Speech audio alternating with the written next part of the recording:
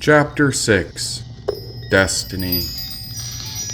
Even with all the truth and knowledge in the universe, there was still something blocking us from where we needed to go. The answers were always right in front of us, but why, oh God, why must I confront my own shadow? That shadow exposed the darkest parts of me. It revealed all the places where my work was yet to be done. Often it was the things I avoided about my own self, like the shame, guilt, fear, and hidden places from which I wanted to run. For years I'd been getting high, always trying to elevate the mind, and so I knew better than anyone that after any time elevating upwards, so the psyche has to come down. And so what use was this shadow?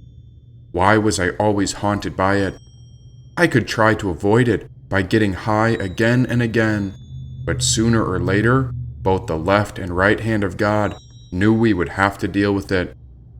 Often when I get high, I'd feel a bit groggy the next day. I'd reflect on the meeting with my higher self, but so often I'd forget exactly what the higher self had to say. During some visits with the higher self, I'd take notes, and I'd recall certain insights where I'd get what I called a download. The higher self would grant me wisdom depending on my situation, and there I would have another clue as to what I was meant to do.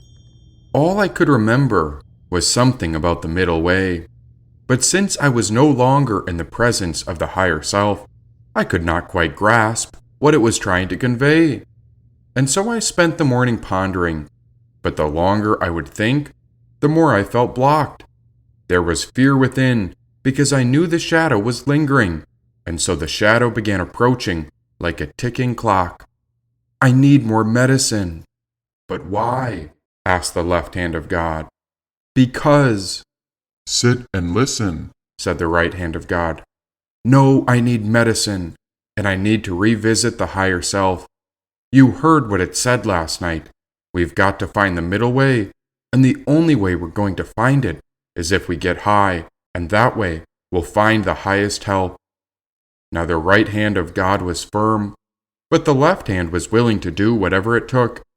The left hand of God always let me smoke cannabis, but the right hand of God knew that I was hooked. It needn't even say a word, because I could tell what the right hand of God was thinking with just a glance of its eye.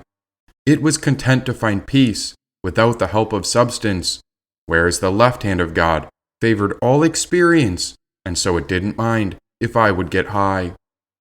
I felt I had to turn my back to the right hand of God, and so I went on to explain my situation to the left. Now I am a good woman, and I'm not trying to hurt anyone. After all, I'm just doing my best. But before I could finish, I felt the left hand of God looking over my back, and as I covered myself from the right, I myself did not understand what either were getting at. I continued to state my case, and I was trying to justify why I needed medicine to get high. And after everything I stated, the left hand of God would not reply. But why? I had turned my back to the right hand of God, and I felt what I had done. The moment I avoided the right hand, now I realized it signaled my own shadow to come along. Every effect has a cause, and every action has an equal and opposite reaction. And as I felt that shadow of fear rising up over me like a cobra ready to bite, still the right hand of God offered up great compassion. I didn't want to face the shadow, and so I cowered within myself. Medicine, please, I need help. And so the shadow spoke. If you don't deal with reality, soon reality is going to deal with you. You may fear me because I'm dark, but what you don't realize is that I'm your great key, trying to lead you to a breakthrough. Do not cower over with fear. Why won't you face what you avoid? As long as you push the shadow away and keep me separate, then my havoc will always be deployed. But the moment you integrate me is the moment you see that what I'm here to do is very useful. You cannot find the middle way without me. for I am here to expose the unconscious parts within you," said the shadow. I turned to face the shadow, and it took the form of a cobra with 7 heads. It felt as if I'd been thrown into a furnace, and so I knew my ego was dead. Burning in my own skin, I could see what I had avoided in the past. There was nowhere to go in this reckoning, nothing my ego could outlast. It showed me where I was caught, where I was still stuck and attached, where this shadow held fantastic power, and I myself was a mere human who was no match. For what felt like days, weeks, months, or years, the shadow would reveal exactly where I was stuck. And only now could I see that it was trying to teach me how to untie this stubborn knot. The moment I took its lesson with grace and acceptance, the resistance I felt would quickly fade. Once I understood this was integration work with the shadow, I became far less afraid. Now certain aspects appeared horrifying, because dealing with the shadow is not as simple as how words may sound, but the shadow would reveal and expose my most hidden aspects, and it often did this when others were around. This would infuriate me by exposing me, and so I would grow hostile and tense. Sometimes I would generate so much anger and rage that the left hand of God would come to offer me medicine. Tossing and turning in dreams, I could not escape my own shadow. "Leave me alone!" I screamed at my most hidden faults. "I am here to teach you how to let go," said the shadow. Eventually, I would find temperance, and again the shadow and I would meet somewhere in the middle. This integration process did not happen all at once, but rather we grew together, little by little. Often I thought of this process as if I was diving in a deep, dark sea. I would descend to discover all sorts of hidden rubbish and trash that had been thrown to the bottom of this ocean, and then the shadow would generate a situation so that we could remove it out from within me. Some of these expeditions I could manage on my own, but other times I needed expert help. I learned that I had to attend to these matters once I discovered them, because if I didn't, it created a great strain upon the higher self. Then every time I relieved a burden within me, so I grew a tighter bond with both the left and the right. The more I became integrated, the more myself became a beacon of light within a dark night. That higher self was coming through me naturally, rather than me going in search of it. Now the high spirit was attracting situations and people to me, as if the vibration of higher wisdom was something I was learning to transmit.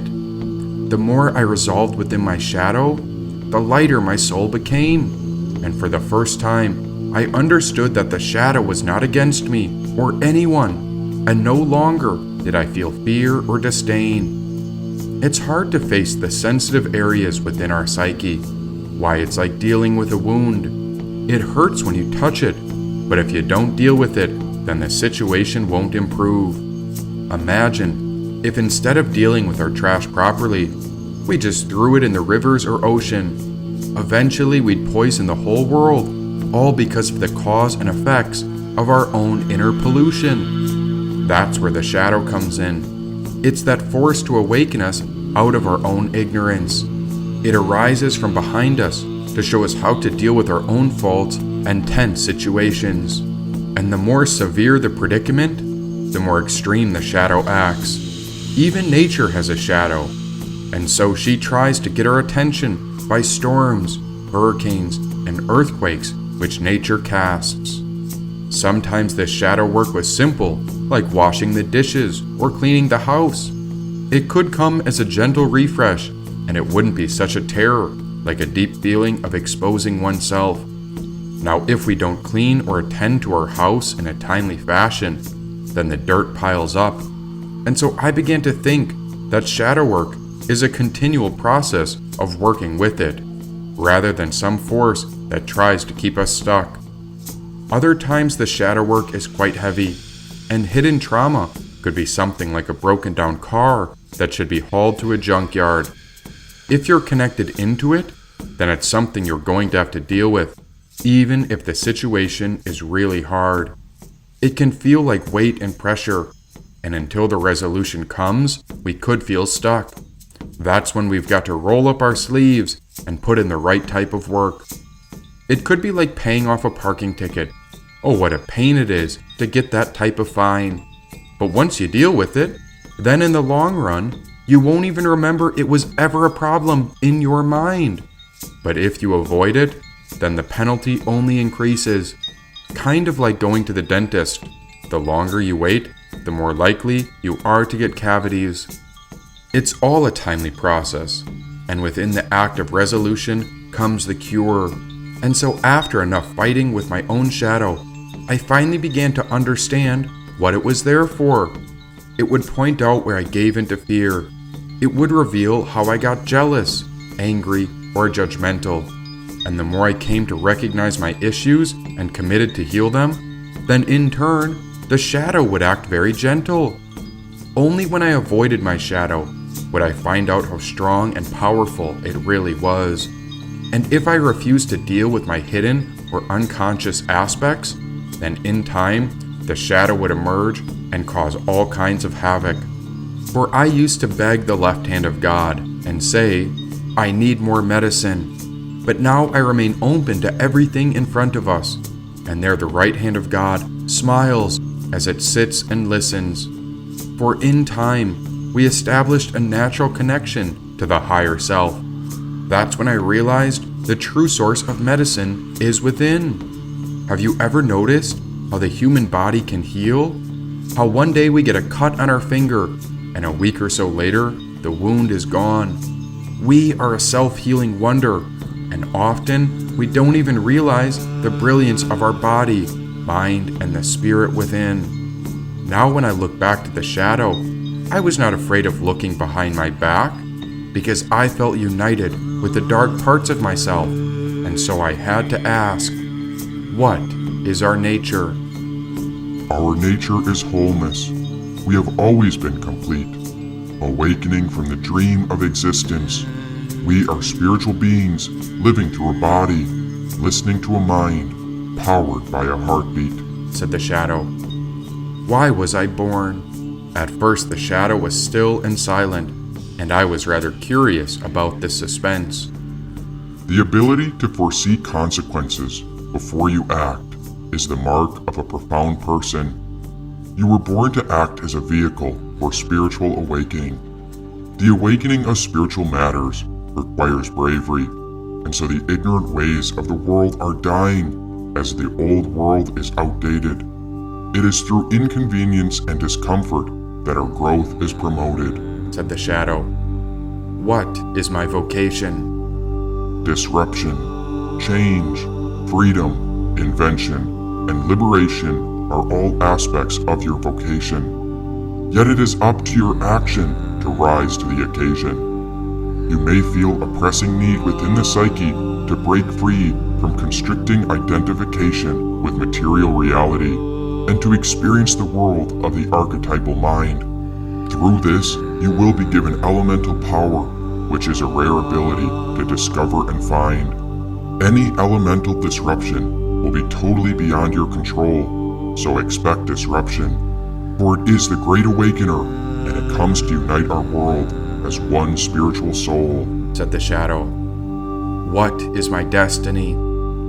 Harvest. We have prepared the ground and planted the seed. Next comes peace and harmony.